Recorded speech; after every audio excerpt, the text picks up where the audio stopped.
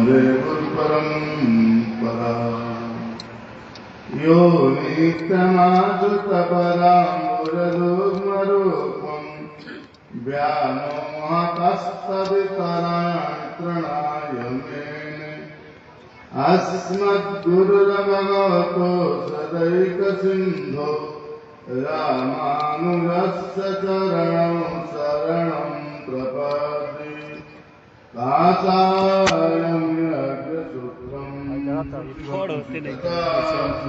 गुण्डं चवानि यस्यास्ते रक्षास्ते कलिकुमतिगिरीन्द्रेन्द्रभद्रं सुगन्धं संसाराग्निप्रशान्तये भृतगर्ममलं दारुपात्रं पवित्रं श्रीविश्वाक्षेण सूरिं पदकमलयुगं श्रेयसे संश्रयामि।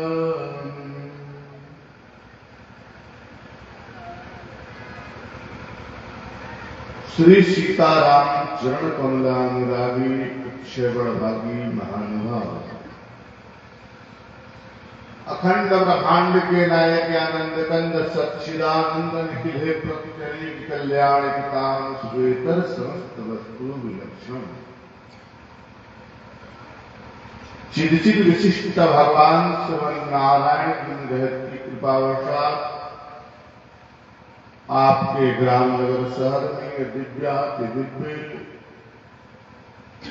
चातुर्मास व्रत सह लक्ष्मी नारायण महायज्ञ का आयोजन आप समस्त धर्म प्रेमियों के सेवा एवं सहयोग से प्रारंभ किया गया है। बंधु,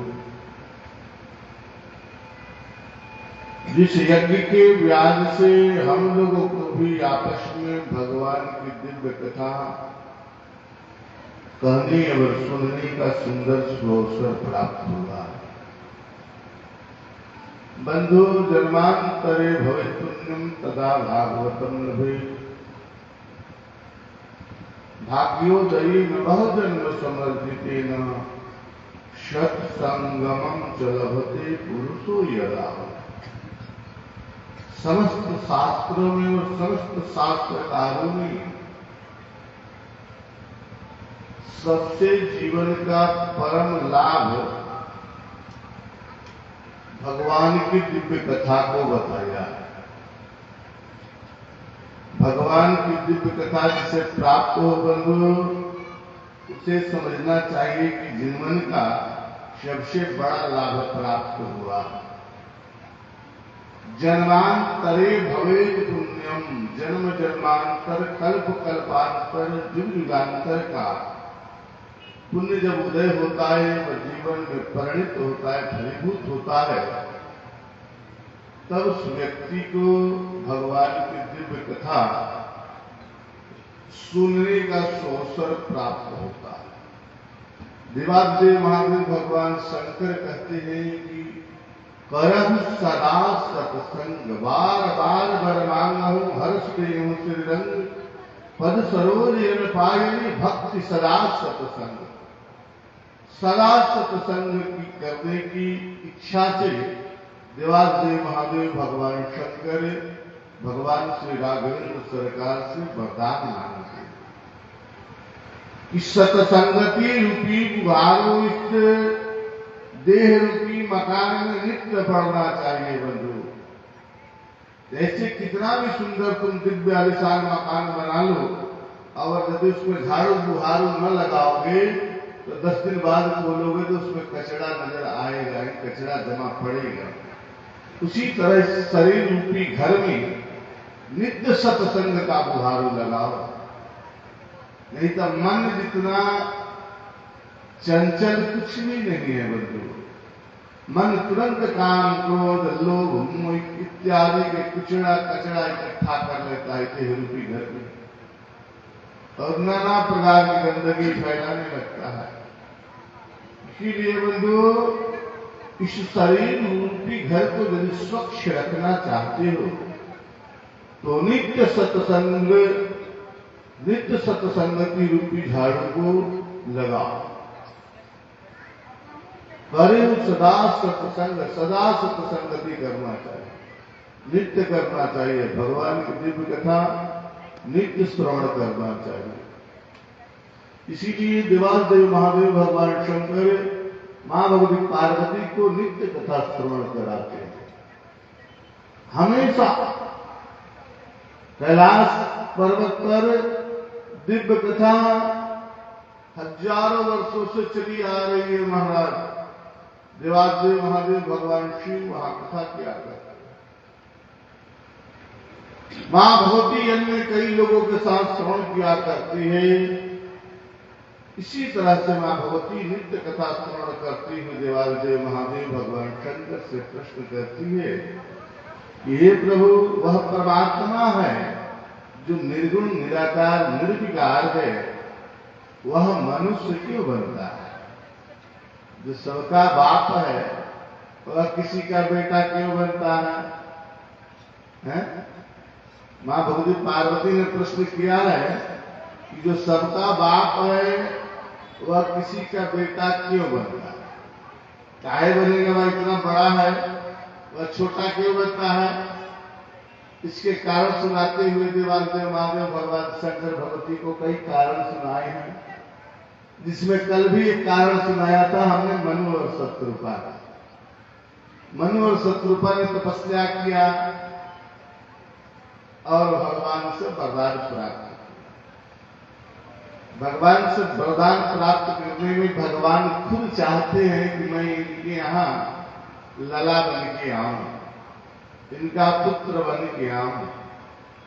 भगवान बार बार चाहते थे कि राजन, आप हमसे न मांगो, हम ही को मांग लो। भगवान अपने आप तक को देने के लिए तैयार होते थे। कितने दयालु हैं।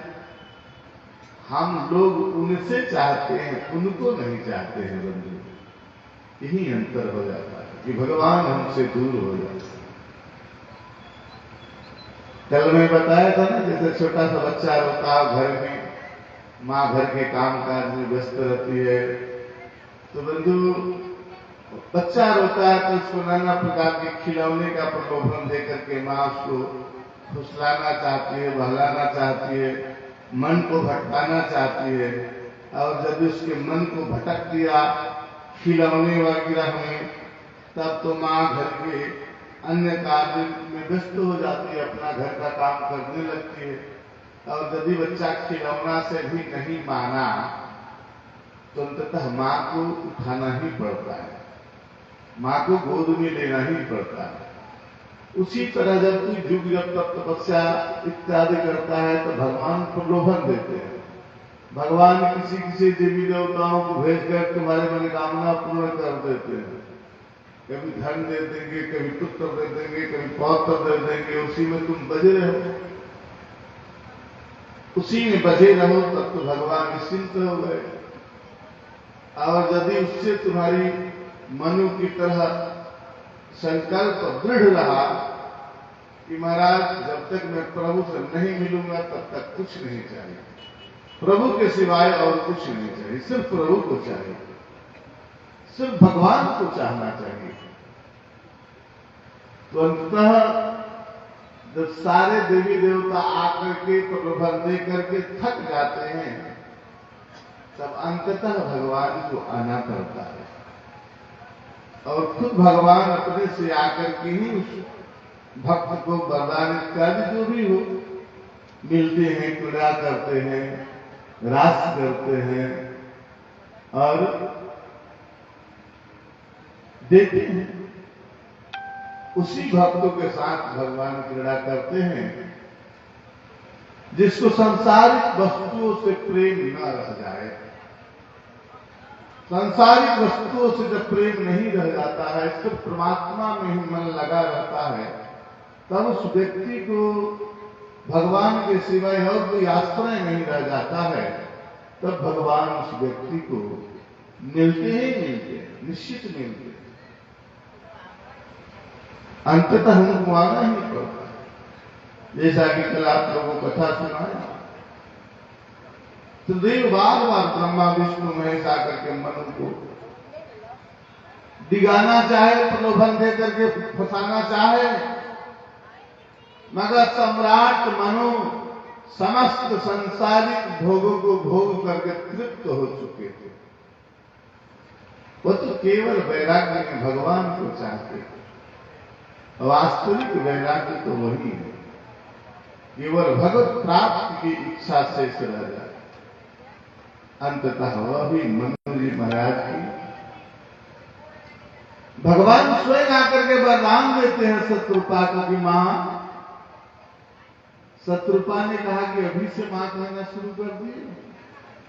भगवान ने कहा कि मैं अभ्यास अभी से ही कर रहा हूं। सत्य सत्यपन सत्य हमारा। भगवान ने 3 बार सत्य सत्य सत्य कह करके अपने बात को स्थापित किया कि मां, मैं तुम्हारा पुत्र बनकर के अवश्य आऊंगा, इसमें कोई संदेह मत करना, इसमें संशय मत करना। मैं तुम्हारा पुत्र बनकर के आऊंगा तो आऊंगा, इसमें कोई दो मत नहीं है।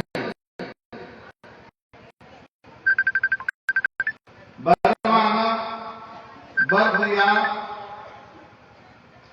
उसके बाद मनु जी महाराज को भगवान ने शत्रुपा के साथ कहा कि आप बहुत दिनों तक त्याग तपस्या किया है, आपका शरीर बिल्कुल खिन्न हो गया है, बिल्कुल दुबला पतला हो गया, बिल्कुल जीर्ण शीर्ण अवस्था में चला गया है। आप कुछ दिन,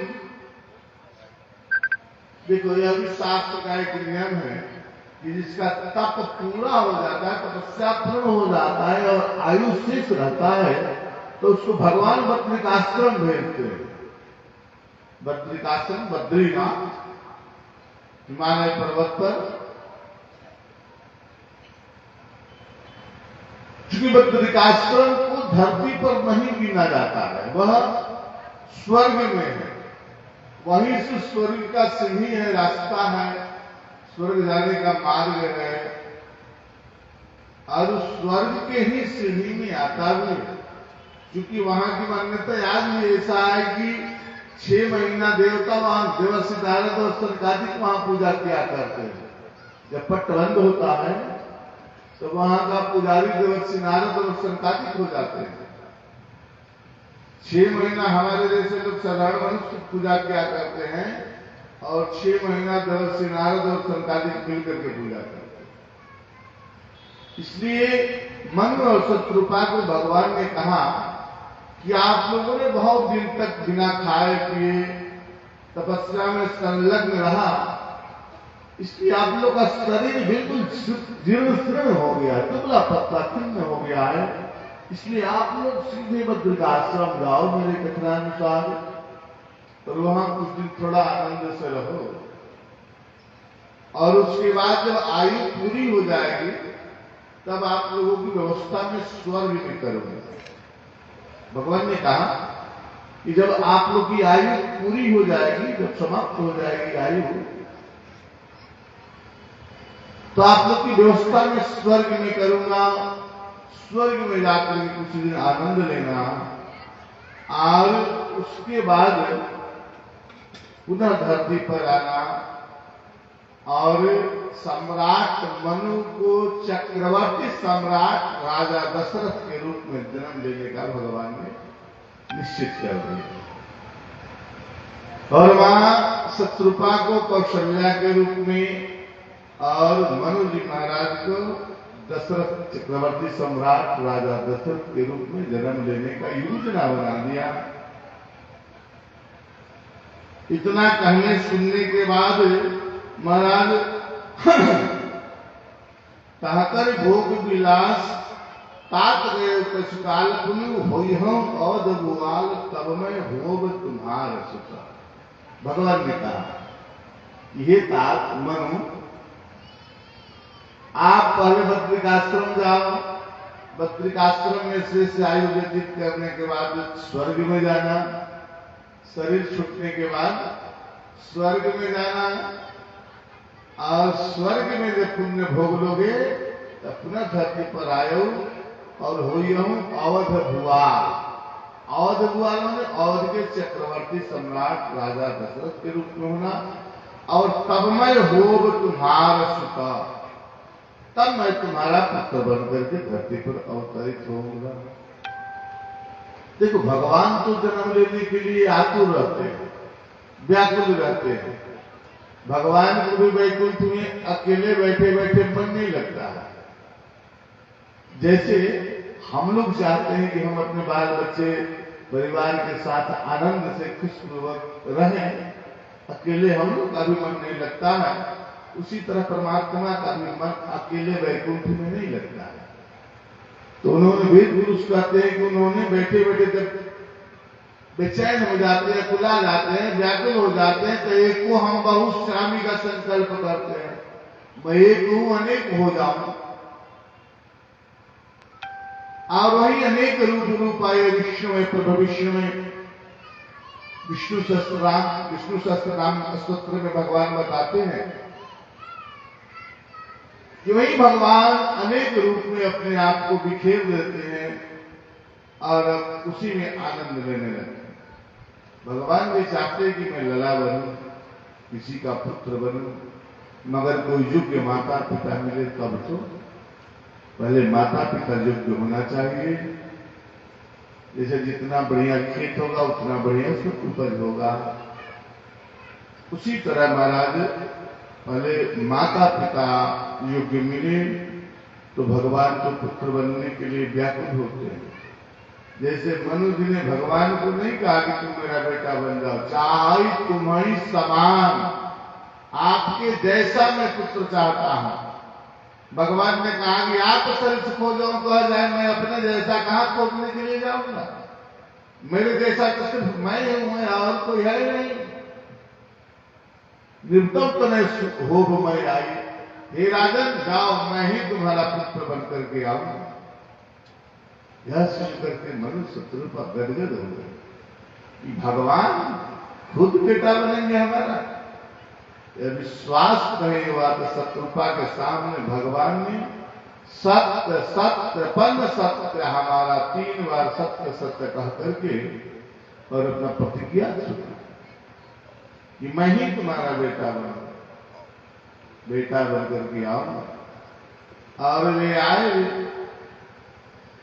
मगर बीच में गोस्वामी ने एक कारण और बताते हुए कहते हैं कि देवी देवादेव महादेव भगवान शंकर ने कहा कि देखो राम जी को मनुष्य बनने का यह भी एक कारण है। क्या कि मनु और शत्रुपा को वरदान दे दिए कि मैं तुम्हारा बेटा बनूंगा, तुम अयोध्या के नरेश चक्रवर्ती सम्राट राजा दशरथ के रूप में आना, तब मैं तुम्हारा बेटा बनूंगा। तो जब भगवान खुद वरदान दे दिए हैं तब तुमको बेटा बनना पड़ेगा। यह भी एक कारण है भगवान को मनुष्य बनने का।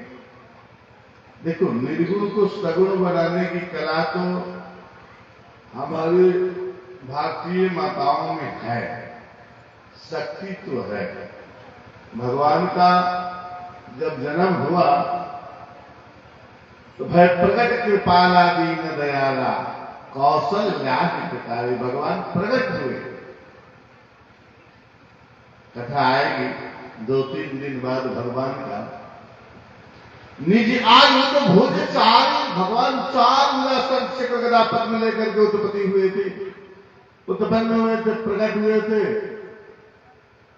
और मां कौशल्या के सामने खड़े हो गए बड़े रूप में भगवान। मां कौशल्या ने इतना बड़ा भगवान को देखा चतुर्भुज रूप में तो हाथ जोड़ करके विनती करने लगी, जब ज्ञाना तो प्रभु सुखाना,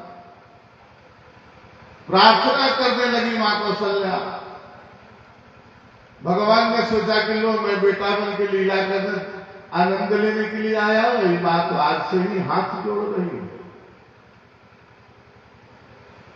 भगवान ने कहा कि इसको ज्ञान हो गया है। जब जीव को ज्ञान होता है तो भगवान हंसते, उपजाजब ज्ञाना प्रभु मुस्काना, क्योंकि चरित्र बहुत विधि की चाहे, यही कथा सुहारी मात बुढ़ारी, यही प्रकार सुख प्रेम है। भगवान ने कहा कि मां मैं तो बेटा बनने के लिए आया हूं। मां कौशल्या ने कहा कि तब तुम बात चुक गए हो, तुम बेटा बनने का वादा तो किया था, लेकिन तुम आ गए हो बाप बन करके। इतना बड़ा अवतार पलट लिए हो, 4 हाथ लेकर के आए हो, कोई देखेगा तो बताएगा नहीं कौशल्या का बेटा है, कल का बेटा है, हमारी बदनामी कराने आए हैं। भगवान ने कहा कि मां बेटा तो आज तक मैं बना नहीं, इसलिए बेटा बनने का आदत नहीं है। कैसे बेटा बनना जाता है?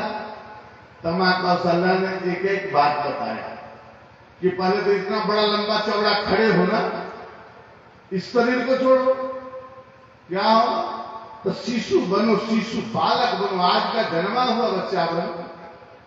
तब तुम वात्सल्य रस का प्रेम करने आए हो, वात्सल्य रस का सुख लेने, आनंद लेने आए हो, तो इतना बड़ा बच्चा बन के आओगे नहीं होगा, उसके लिए शिशु बनना पड़ेगा। शिशु, आज का जन्मा बच्चा इतना बड़ा नहीं होता है, और 4 हाथ नहीं होता है बच्चा को।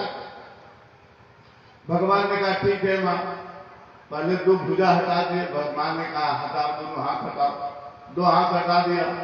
अब क्या करें? तो मां ने कहा कि छोटा बच्चा की तरह बनो। छोटा बच्चा भगवान को बनना पड़ा, शिशु। भगवान ने कहा कि अब क्या गड़बड़ी है मां? तो मां कौशल्या ने कहा कि बने तो तुम बच्चा हो, लेकिन बोलते तुम बूढ़ा की तरह हो। आज का जन्मा बच्चा ये थोड़े पूछता कि मां क्या गड़बड़ी है, हा? तो मां क्या करूं? तो मां कौशल्या ने कहा कि रो। भगवान ने कहा कि हम पे कौन आपत्ति विपत्ति पड़ी है कि हम रोने जाए? भगवान ने कहा कि हम पे कौन दुख पड़ा कि हम रोने जाए? तो मां ने कहा कि नहीं, आज का जन्मा बच्चा रोता है, तब तो लोग जानेगा कि बच्चा हुआ है इनके घर में। और वही हुआ भी, लिखा है रामायण में, सुनि शिशु रुदन परम प्रिय बानी, संभ्रम चले आई सभरानी। सुनि शिशु रुदन परम प्रिय बानी, बच्चा को रोने का आवाज जब अवध में गुजा, मारा चारों तरफ से जयकार होने लगा। अयोध्या में जब ये गुजा बच्चा रो रहा है राजमहल में, महाराज ये बच्चा का रोने का आवाज सुनकर सारा वनवासी पागल हो गए खुशी में। मां कौशल्या ने ही समझाया भगवान, देखो बच्चा कैसे बना जाता है।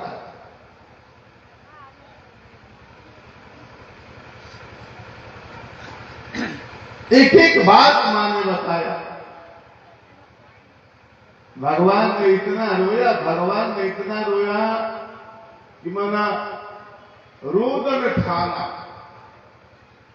भगवान ने रोना ठान लिया, एकदम चिल्ला के जोर जोर से भगवान भी रोने लगे। लोगों ने, एक भक्त ने भगवान से पूछा कि आप इतना जोर जोर से क्यों रोते हैं? रोना तो आपके लिए ड्रामा है, लीला है। तो भगवान ने कहा कि मैं इसलिए रोता हूं कि आज के बाद किसी भक्तों को फिर रोना ना पड़े। सभी भक्तों का हिस्सा मैं ही रो ले रहा हूं, और किसी भक्त को रोना नहीं पड़ेगा, इसलिए सबके हिस्सा मैं ही रो ले रहा हूं। भगवान ने ये कहा। भगवान तो चाहते हैं कि महाराज हमारे लिए कोई व्यक्ति मिले, हमारे लिए कोई व्यक्ति मिले जो कि हमको खिलाए, हमको लाए, हमको प्यार करे, हमको स्तनपान कराए, हमको अपने आंचल में छिपाए। हालांकि भगवान तो सबको छुपाते हैं, भगवान तो सबको छुपाते हैं लेकिन फिर भी भगवान की इच्छा रहती है। कृष्ण अवतार में बड़ा सुंदर एक लीला भगवान ने किया। एक बार मां कौशल्या अपने लला को स्तनपान करा रही थी। मां यशोदा स्तनपान करा रही थी, बहुत देर से दूध पिला रही थी। उसी समय तृणावर्त नाम का एक दैत्य आया। तृणावर्त नाम का एक दैत्य आया और वो भगवान को मारना चाहता। मगर माँ कौशल्या के गोद में भगवान थे, नारायण माँ यशोदा के गोद में भगवान थे, इसलिए उसका दाल गल नहीं रहा था। भगवान ने कहा चारू तो मैं लीला करता। भगवान ने अपना वजन इतना बढ़ाया, भगवान ने इतना वजन बढ़ाया कि माँ यशोदा सोचने लगी कि अरे मेरा लला इतना वजनदार कैसे हो गया, बहुत भारी हो गया। फिर मन में आया कि अरे बहुत दूध पी लिया है, बहुत देर से मैं दूध पिला रही हूं, इसलिए बहुत दूध पी लिया, इसको उतार के नीचे रख दिया। अब तो मौका मिल गया। भगवान का तो खुद लीला था। तृणावर्त नाम का दैत्य आया और हवा का वो बवंडर था। हवा का देखे होंगे आप, घूमता हुआ हवा चलता है, कभी कभी धूल धक्का लेकर उड़ जाता है आकाश में, उसको तृणावर्त कहते हैं, हवा का बवंडर।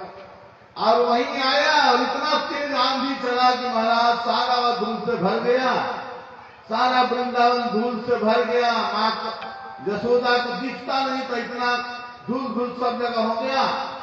माँ यशोदा बेचैन हो गई, इधर उधर भागने लगने लगी। उसी में वो बवंडर आया और भगवान कन्हैया को लेकर उड़ गया। भगवान कृष्ण को उस बवंडर में उड़ गया लेकर के। वह बवंडर बहुत जब ऊपर ले गया तो भगवान ने उड़ा के मथुरा की तरफ ले जाने का प्रयास करने लगा। तो भगवान ने कहा कि मामा जी कहां ले जा रहे हैं मुझे, यही युद्ध कर लो ना, यही आओ, यही आओ, दोनों हाथ हो जाए, उधर कहां ले जा रहे हैं। भगवान ऊपर ही अपना वजन इतना बढ़ाने लगे कि वह तृणावर्त राक्षस जो था वह स्वरूप में आ गया। और तृणावर्त सोचने लगा अरे ये तो पहाड़ में उठा लिया, अगर तू छोटा सा कन्हैया को उठा रखा है। माँ यशोदा अपने गोद में बैठाकर दूध पिला रही, इतना छोटा कन्हैया थे। और ऊपर आसमान में ले गया। भगवान अपने इतना वजन बढ़ाए कि महाराज तृणावर्त सोचने लगा कि मैं किसी पहाड़ को तो नहीं उठा लाया।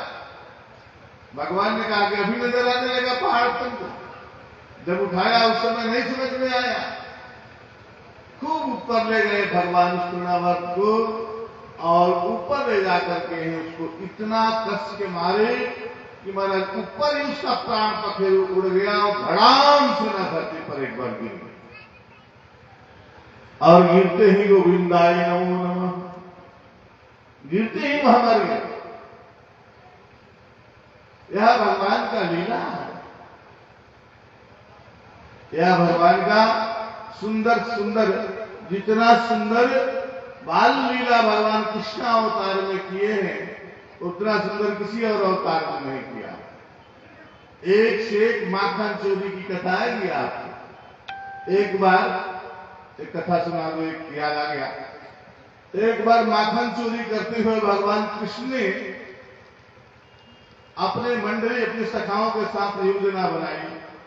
उधर सखिया जब भी उलाहना लेकर के नंद बाबा के घर यशोदा मैया के पास जाती थी तो यशोदा मैया मानती नहीं थी। क्यों? क्योंकि कहती थी कि हमारे घर में 9-9 लाख गैया है। अब बताओ जिसके घर में 9-9 लाख गैया है उसका एक लड़का हो और उसका भी पेट नहीं भरता हो, वो दूसरे के घर चोरी करने जाएगा, वही दूध दही माखन मिश्री, ये मानने वाली बात नहीं थी। इसे नंदरानी मानती नहीं थी गोपियों के बाद। और सही पूछो तो गोपियों भी उलाहना के बहाने भगवान कृष्ण का दर्शन करते जाते थे, दिल से उलाहना लेकर नहीं जाते थे। वो तो कन्हैया का दर्शन करने का बहाना बनाते थे, कोई बहाना मिल जाए, किसी बहाने से। कभी कोई गोपियां जाती थी कि नंदरानी दही है थोड़ा दे दो, छाछ है थोड़ा दे दो। छाछ दही मांगने का इच्छा नहीं था, जरूरत नहीं था, जरूरत तो था कन्हैया का दर्शन। किसी बहाने नंदरानी के नंदलाल के घर में, नंद बाबा के घर में प्रवेश मिल जाए और लला का दर्शन हो जाए, यही इच्छा होती थी। एक बार भगवान कृष्ण अपने मंडली के साथ माखन चोरी का लीला करते हुए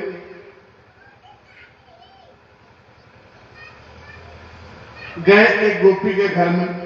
उधर गोपियां का उलाहना यशोदा मैया मानती नहीं थी।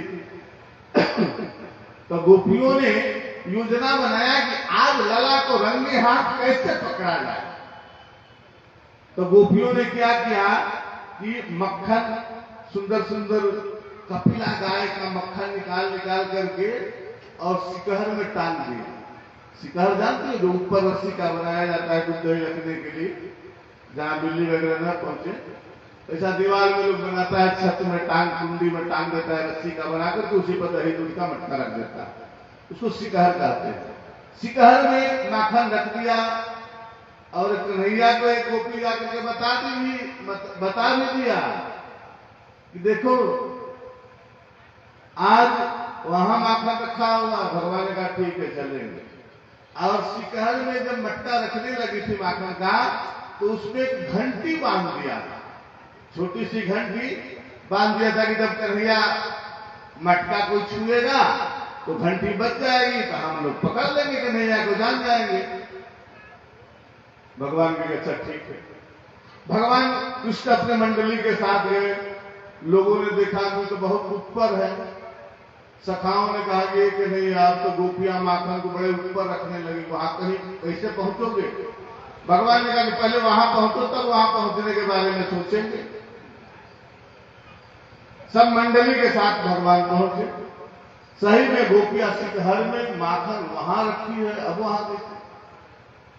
और उसमें एक घंटी बनी है। भगवान ने कहा कि एक दूसरे पर चढ़ो, एक दूसरे के कंधे पर पैर रखते के सबसे ऊपर भगवान, बाल कृष्ण, भगवान का लीला, सबसे ऊपर भगवान पहुंचे। तो भगवान ने देखा कि उसमें घंटी बजी, घंटी बंधी है। भगवान ने घंटी को आवाज लगाया, ओ घंटी बजना मत, नहीं तो ठीक नहीं हुआ। तुम जानती हो ना कि हमारा बाल लीला है, बजना मत। वास्तव में भी घंटी भी उसी की बजती है जिसको भगवान चाहते हैं।